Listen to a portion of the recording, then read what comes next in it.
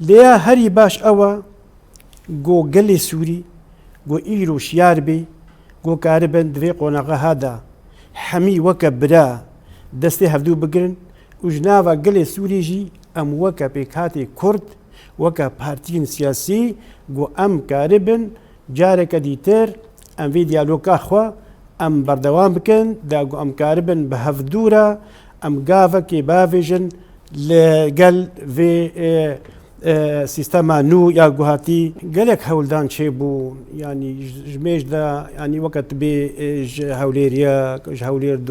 dihok û insiyatîva Firensî insiyatîva Kak Mezlûm Ebdê insiyatîva Amerîkî rastî gelekî hewl didin û gelekî xwedwestênin dixwazin kedek ji Kurdan re pêk werî dixwazin û ev miletê Kurd ev miletê got heta weke îro bêparmaya di nav hemî gelên cîhanê de çawa bêparmaya ev hevalbendê me yanî hezkiriyên miletê Kurd